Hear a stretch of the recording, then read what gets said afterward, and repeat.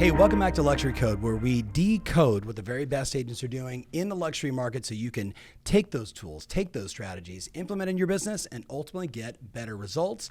And nobody better to help us than the Tim Smith, Coldwell Banker, Newport Coast, Newport Beach, Southern California. How are you, Tim? I'm doing well. Thanks for having me today. Let's move that one up just a tad. So, Tim, I wrote down a bunch of questions. You know, as you look at globally what's happening around the world, there's some uncertainty. Even though the data says we're going to sell 6.3 million houses this year, and the luxury market seems to be performing well compared to many other sectors, what is your broad sense of what's happening with luxury real estate today? So I'm going to talk specifically about Yes. Orange County because, Please. and if you give a little framework or context for my 22-year career in residential real estate, the first 20, I really had to sell Orange County. Yes. And what I mean by that is Yes. it's a major metropolitan area that I come back to and I think, why do not more people not want to live here? Right. But we just didn't get the demand until COVID. And I don't Yes. know exactly what it is. We can unpack that, but it has a lot to do with people not having to work from offices like they used to. Sure. So now they're hyper focused on where do I want to live? And so we're now seeing historic demand. Last year we sold 264 homes in Orange County.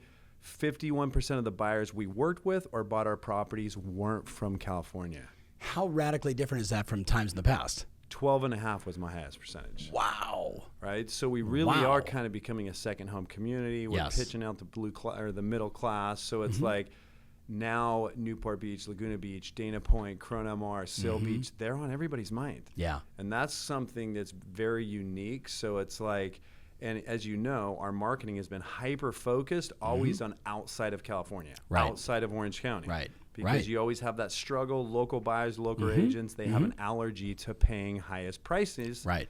And that's what I go for. So I would say that, going Yeah. back to your question, Yes. understanding Yes. that context, the thing that's making me crazy right now, and I'm going to call it the real estate propaganda, Please. right? Everybody's putting out these housing reports that we're Right. going in the tank. And when Right. you hear the buzzwords, inventory's up 60% since January. Yes. That shit's scary. Right. Sales volume is down 27% from this time last year. Yep. Inventory, the entire inventory in Orange County has all had 18% has been reduced. But like if you unpack that, and this is what I see. Yeah. We're at 40% of normal inventory, which is the last 10 years. Exactly. 2020, Yep. 4,100 homes. 2012, 7,100. We're at 2,100. Right.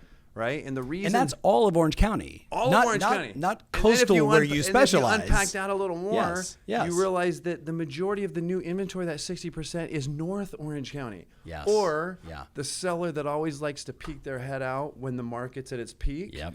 And if their house is worth 10, they want 14. Or if it's worth 8, they want 16. So what's going to happen next? Price reductions and lower sales volume.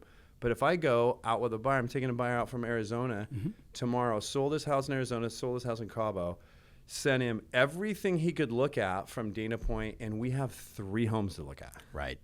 And he's Right. like, none of these are that great. So how do we help? So, but you hear that shit, No, you're I like- know. I know. And I think people are getting numb to bad news. Then you Yeah. throw the stock market, you throw course, interest rates, you of throw course. inflation. There's just so much to unpack, but I feel like it's our job to advise people, and Yep. I still think it's the best time ever to buy the house that Why? you want. Why? Well, you go back to what's the definition of a good deal? I would say anything I buy that I hold on to for 10, 15, 20 years is going to be spectacular. Okay, so anything, One could even argue with the number of millennials coming into the Right. marketplace, it could be 3 years. So as long as you're not looking to Yep. spec it, my Yes. problem is still today, I don't have any good inventory to show people. So this is what we're doing. We're going to look at the 3 homes that are available that are subpar, and then we're going to go look at the teardowns Yep. and the in-betweeners, which that's a long putt. You have to think Right. of entitlement, then you have to go look at what's the cost of construction right now, which is driving people to that good inventory, Yes. which we still have none of. So what's selling, what's not selling in the coastal luxury market right now? So if it's priced with energy, right? What does that mean? Comps are a few percent above comps. Okay. It's all selling, Okay. right? Now, But there was a time when it was like 4 years or newer was brand new and it sold 5 years or older. So there's 2 product Yeah. types. Yeah. But we're running out of the product type Right. that sets all the trends. And that's the new construction turnkey with Right. 51% Right. of buyers coming from out of the state. They don't want to do a project. No. But now they're forced to go look at the law with approved plans, even though Right. they don't want to go through the building process. Right. So they're going forward with a little bit of heartburn. But it's like, okay, they've been watching the market for 6 months. Nothing has come up that would really hit their strike zone anyway. So it's like you got to be forced to do what you have to do to get the house you want. So what's not? What's not hot? So what's not hot is overpriced in between or lots. Okay. So this is interesting because my note for you was, what are you hearing from sellers today? And you mentioned all the normal stuff. And by the way, in every price range, it's interest rates, inventory, inflation, it's the war in Russia, it's the stock market, and more. But my question is, how are you helping to educate broadly your marketplace and then differently when you're sitting down one-on-one? So I'm actually like going and protesting all of the housing reports specifically to Orange County. And I'm doing monthly updates, and we're doing a bunch of different stuff because it's just not accurate. Right. And I understand, showings, you can't dictate everything you do on the amount of showings from last year at this time, because when people get bad news, it's going to give them some pause. Interest rates are up from 2.875 and conforming to 5.875. For conventional, you're looking 2.875 to 4.25. That's going to make people think, but is it going to stop them from buying? No. Everybody keeps on telling me prices are through the roof. I still think that we are so undervalued, and you can still buy homes below replacement cost. Right. Now, I don't know if it's so much that pricing's gone up or our dollar's being that devalued. People say inflation's 7.6. When you look at the real, it's probably like 15%. Some things for me personally, we just ordered the family dinner from Panini. Right. Seems to be a benchmark for us. Right. $85. Yeah. I swear 2 months for ago it 4 was people. $39. Right. Right. We go on the same trip every year. Our room went from $2,200 last year to $6,500 this year. Yep. So it's like, I think our dollar is not becoming like the peso, but it's being devalued as fast as prices are going up. But the best way to hedge inflation, in my opinion, is real estate. Absolutely. And I think everybody assets. that's smart knows that. And I think all of this noise in the marketplace, the smart buyers will continue to buy. They're just going to use it as a strategy and hope that this scares the sellers a bit. So protesting the housing reports, everything you just said, if we take this podcast and just take that piece and then put it on like every possible news station, every possible social site, every blog, every rag, how do you get the word out? So many people are so confused right now. How do you get the word out at scale? Well, so I had a moment probably 4 weeks ago where I woke up at 2:30 in the morning. I'm like, is the housing market falling? And I couldn't go back to sleep. Like, I'm building a house. I'm going through all this stuff. I'm like, I'm long in real estate, right? Right. And then that weekend, I had like 5 or 6 of Orange County's smartest, wealthiest real estate people tell me the market's going in the shitter, right? Right. And so then I had to think about that, and I had to go back to the data, and I'm like, it's just not. Yeah. If that's the case, why is there only 2 homes for sale in the Port Streets, and they're both terrible? Yeah. Or 2 in Emerald Bay, they're both terrible. Or 3 here. Like, I am still struggling, really struggling, uncovering inventory that I know people will pay for, and that's what I'm finding. Inventory is increasing, but it's not the inventory that people want. So let's segue into 2 things there. First, but what am I saying? You asked a 2-part question. At scale. At scale. Yep. So I'm just saying, how you get the word out? This is horseshit. It's horseshit. And the thing that I think is the weaker approach is I think a lot of agents at this point can just be like, okay, this is a great way to get price reductions. Let's go. And I don't think it's time yet. I don't think that's time yet to start, whispering and doubting, because sellers they'll really hold on to that. And I don't think that you should right now, because I'm not seeing that. And we're still seeing record sales. Last year, we had our best year ever. I think that I've had I think I've been growing ever since we started coaching. And every year I get to the end of the year, I'm like, how can we grow more? Right. Last year we hit just over 800 million. This year we're at like 425, 430 already, which this is first quarter 15%, second quarter 35%. Right. I mean, if everything goes well, this is a 1.2, 1.3 billion year. Yeah. And I think, how can it continue to grow? Well, I think the strategy is everything that matters. And what's interesting is the sellers, they need reassurance. Yes. Right? Now, The I'm not market saying needs reassurance. reassurance. Because you said, Yeah. what am I saying specifically? Yeah. There Yeah. are homes right now, which Yep. I don't think you should take the risk of Mm-hmm. pricing it up here. It's like we are in a transitionary time. Your home is not one of those homes that's going to get the record price. And if you, as a seller, need and want to sell, now's the time not to be haphazard. You need to be prudent. Price it here, and this is a strategy. So I think specifically, you have to talk in different marketplaces, right? Yeah. So Marketplaces, neighborhoods. It's always like you look at all the data. It always goes back to the same thing. It's we do the This Week in Housing show, and we're like, here's what's going on nationally, right? Inventory is up by this much, and then I call my clients in Boise, Idaho, and they go, no, we're backwards. I call my clients in Florida. They're like, what are you talking about? Texas? No, we're backwards by 5% right now, year over year. Right. So every single market is different. Two things I want to hit you with. One, are you seeing any of the luxury clients turn to mortgage products like ARMs? Or are you just seeing more all cash deals? What are you seeing there? I'm still seeing a ton of all cash deals that are not contingent upon loan and appraisal that are still getting financing, because relatively interest rates are still super low. Yeah, they're from 2.875 to 3.7 or 4.25, but it's like long term you still want to hit that. There's one thought I just had, because I'm starting, and this is 22 years of selling and trying to set records in everything that we do. So that's the context. As an agent, you can't be both ways. And what I mean, you can't be one way with sellers and the other way with buyers. Agree. And I think that if you're one way with sellers and the other way with buyers, you're really just a buyer's agent that's trying to get a better than market deal. Yep. And that's not going to serve you, because I do believe agents are actually bending the markets. We're changing the markets. When somebody comes to me and they say, I want a deal, I'm like, this is not the market. The deal is you get this property. Right. And so your ability to convey that, because sales is a transfer, it's a feeling, and I believe it. I still believe in my heart of hearts we're a fraction of the cost of all the other major metropolitan areas. But when you check the boxes for what Orange County Coastal really we have everything here. Yeah. And I could give you a million examples. You go to the Summit Club in Vegas, which is a several land company project. Yep.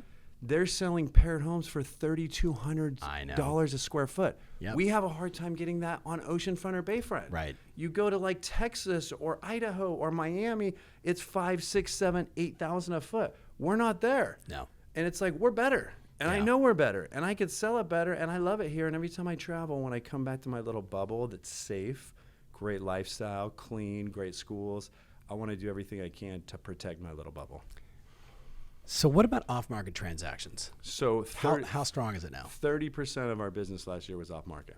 On $800 million in sales, 260 transactions. That's a big number. It's probably the most it's ever been, but this is specifically, and what I think about, I tell sellers this, I've told multiple sellers this as I'm transacting on their property, why on earth would you sell this off-market? Yeah. Like, I guarantee you'd get more if you list it. I don't want to do it. Yeah. Like, I've had so many. Now I'm just like, okay, I'll say it once. You don't want to get the most? That's fine. I'm going to let my buyer get a good deal. Yeah. Because there's still a big category of buyers or sellers that don't want to hit the market. And there's been we've had way more opportunities in the last couple of years to find those off-market deals and double-side them. Yeah. And they are always better for the buyer. Right. Right. So speaking of buyers, we talked to luxury sellers, and we're going to do something fun in a minute called What's Hot, What's Not. But how are you advising buyers? I mean, so much of your passion and energy about coastal Orange County has come out in droves already on this show. Yeah. But like our mutual friend Andy C., who would say, we're in a buyer's market. Do you want to know why? Why? Because anything you buy today that goes up in value was a deal. Right. Right? And so interestingly enough, Silicon Valley right now, transactions are down. Right? Most of his market is really tied to Apple stock. That's like the one correlation we see, right? Some of our New York City clients, January, February, March, April, unbelievable. May, slowing down a little bit, mostly because of the stock market. What are you saying to buyers that are maybe a little more hesitant today? I mean, it's interesting because I do everything I can to spend my time wisely. If there's a buyer that's on the fence and I spend one day with them and they're not committed to buy, I push them off. Yeah. Like, I just don't have time to sell people on the market if they can't see it. Yeah. If they can't see the value. So that's first. But secondly, The last 2 homes I've bought, I've paid list price because I knew what I wanted. Yeah. So like I'm telling them specifically, don't ever let your money get in the way of your buying. If this is what you want, do you really care if you overpay 300, 400, 500? Assuming you're not buying it to flip it, but I'm not even working with spec like developers like I used to because I just don't have the patience for them to go through their pro formas and here's where I need, and you can't justify it because you can't. The data's not there. But it's like, I'll give you an example. We sold 3 homes for a developer on Newport Island January, February, and May of last year for between 6 and 6.4, right? So I knew that we were underselling him because he wanted to pre-sell them because he just did, which I'm like, do not pre-sell them. Even when they were finished and we were closing, I'm like, we left $1 million Easy. That's what I said. Just because of the acceleration But that's price, what I yes. said. Yeah. And he's like, no. And then in July, an inferior home in a similar location that was 5 years old sold at 7.2. And then we sold a house 2 months ago. This is less than a year apart for 8.775. The market is moving faster than it's outpacing the data. Yeah. And so it doesn't make sense. And the developers I've talked to, I met with a developer last week where selling 4 of his homes in San Clemente. I'm like, how about that North Bayfront deal? He passed on a lot that he owned because he needed $8 million to make money. Yeah. And he thought he couldn't. It just sold for 10.9 because it was new. Yeah, sure. Right? So sure. it's like, that's what's happening. All right. You are, for my team that's watching this, like he is such a wealth of knowledge. Like if every person listening right now, Tim, this wasn't on my list, but it's something we talked about a bunch.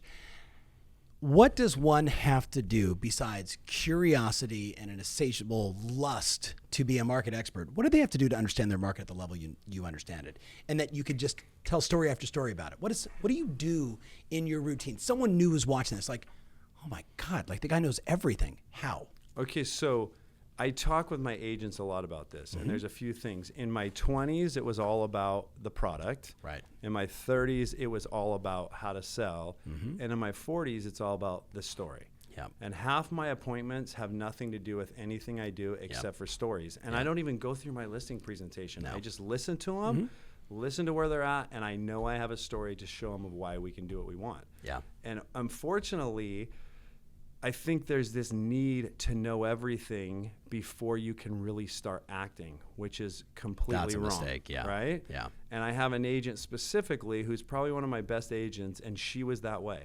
She's like, once I know everything, then I'll have the confidence to say the things that you say or do the things that you do. And now that she knows everything, you know what she says? Oh, confidence is a choice. Right. Not to say you shouldn't take every opportunity to learn everything about your market, but do that in like the twilight, right? Yep. Like do that at night, and then you got to be in front of people. I have an 18-year-old kid that his mom has been referring me business for years. And he's rough around the edges, right? And everybody in my team, including my office manager, like, don't hire him. But in the last 3 months, he has literally taken me on 9 listing appointments that were unbelievable. Is this the Newport Coast guy? I think it was. Yes. Yeah. And they're like unbelievable to the extent because he's bird dogging for you. I can't even teach it. Right. He doesn't know anything. Right. The stuff he says, but you know what? He knows how to get an appointment, unlike anybody in my group has ever shown me. Right. And if I had to just make a prediction, if he's willing to do the work to get up to speed on being a market expert, which takes a long time, he will be my true mentee, and I think that he can surpass what I'm doing because he annoys me. Like he'll do things to me and get me to do things that I don't want to do, and I'm like, how is he doing this? And he's 19. So it's like, I think there's 2 parts of it: having the confidence and understanding confidence is a choice. And even if you know everything, it's not going to all of a sudden make you be that prospector. You have to choose to be that prospector. Bam. Okay. Let's play a game called What's Hot, What's Not. I got, I think, 14 things written down. You just tell me hot or not. Hot or not? Open houses. Hot. Hot. Farming. Not. Not. Direct mail. Not. Interesting. Emailing to your database. Hot. Instagram. Hot. Calling your database. Hot. Just hot? That's fire. Thank you Fire. very much. Fire. Asking everyone you know for a referral for a seller. Fire. I know. It's like You gotta ask it speaking the your right love way. life. Fire. How do you ask? Have you had any thoughts of selling? Well, let's talk about you. Yeah. So your house. Wait, let's finish first, and then you can close me. Okay, door knocking. Hot. Okay, I love it. Short form video, Instagram, the short form, that kind of Fire. stuff. Super fire. Okay, long form video. I think fire too, but it's all about having the right content. Right.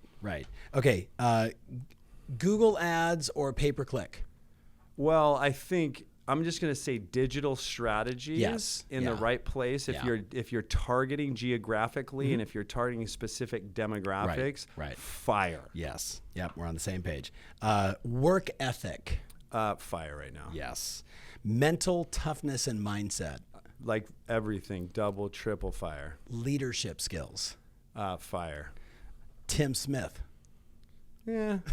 I took a week off. I had hey, I was telling my team today, I literally took a week off, a bucket list week. We played I know. We played Cypress Point Wednesday. Yep. And then we got in the car and drove to game 1 of the Western Conference Finals. Yes. And I'm like, man, this has been like the first week. I haven't even like looked at my phone. Yep. I'm just and so I've been like crushing Candy Crush. I've been doing all that working out. So I'm ready to but Tim Smith, I think overall hot. Okay, I'd say piping. Okay, farming, not direct mail, not. It's just like a big part of your business was farming and direct mail. So what happened? This is what I'm telling everybody. Anything that you're doing, hoping somebody's going to call you, is crazy. Passive. Yes. It's crazy. It's like everybody wants to talk about what's going on. Right. And there's always there's a back door, a window, an attic where you can just sneak in there and get listing appointments. Yeah.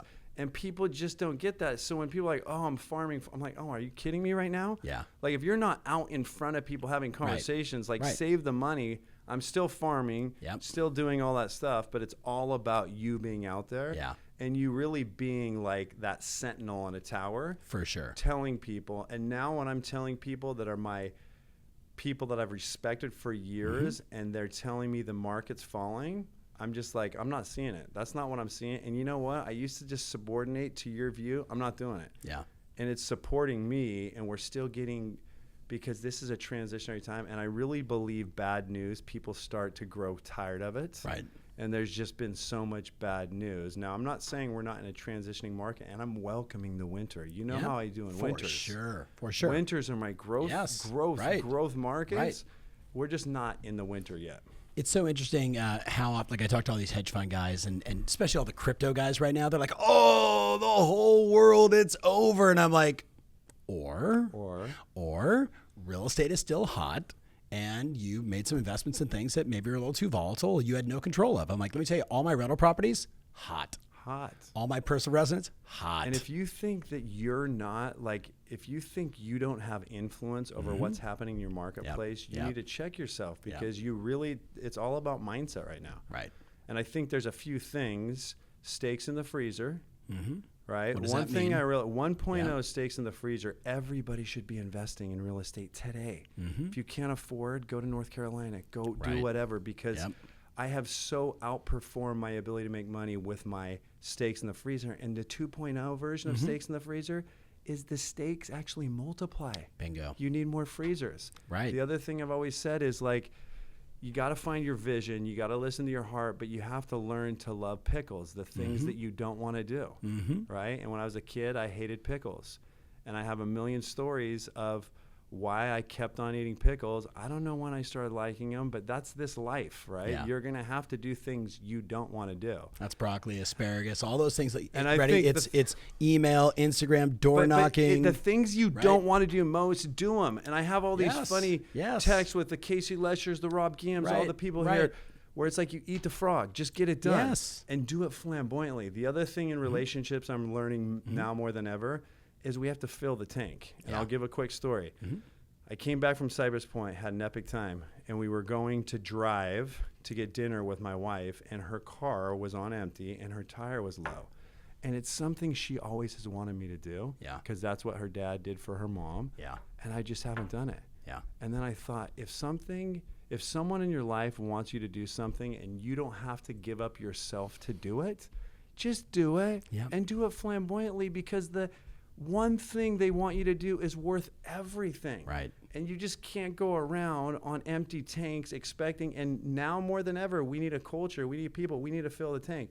And the greatest story I've heard recently when it comes to planting seeds, steaks in the freezer, eating pickles, fill the tank solely is the pilot that landed in the Hudson River, right?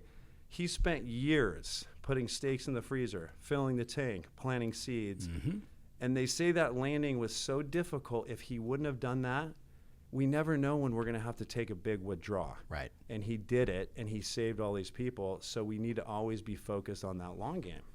It's so interesting. So for me, thinking about the summit, which you're going to be at, we got all kinds of fun things, but we'll say that. I changed my summer plans to be there. Thank you. I love you even more. And I'm not going to Gen Blue. Sorry, Ryan. Sorry, Ryan. But one of the things that I'm asking everybody to think about right now in this environment is there's 5, let's call it key disciplines: work ethic, mental toughness, leadership, repeatable, relevant marketing that works, and sales skills. And the only thing we didn't talk about was sales skills. What's hot, what's not about sales skills right now? So for me, we found the magic bullet, and I don't know if it's tied to everything that we're doing this year, and we're having another epic year, but Cyrano. Oh yeah. Like there's Yes. something about now when it's all about storytelling, understanding your client and listening and trusting how to work with them and be prepared. But it's like there's so many tools out there, and even now I'm like going back to the tools, going back to the vault to sharpen the saw. Right. And like with Serrano, there's not an appointment or anything I do, even in my personal relationships, I look it up, because if like I have your DNA code of how you like to be talked to and how I should talk to you as a buyer and as a seller and how to negotiate, and I trust it, it's just going to mitigate so much just stuff you don't want to go through. To me, it's like, I'm old school because of my NLP training. It's talk to people in their model of the world. But if I can get my ego out of the way and just talk to you in your... all that is NLP. You have to be a professional, disprofiling. But that's what Cyrano does, right? But Cyrano gives you like this I little know. specific things. And at first I'm like, I don't trust it. And then it just like blew my mind. And then it not only blew my mind about just having the sales skills, but preparation. Like preparation, if you fail to plan, you plan to fail. You should be prepared. Now, I can't be prepared. If you're going on 300 listing appointments a year, there's things you're not going to be prepared on. But knowing your client and listening is like the key. I agree. Skills. Timmy, this show was fire.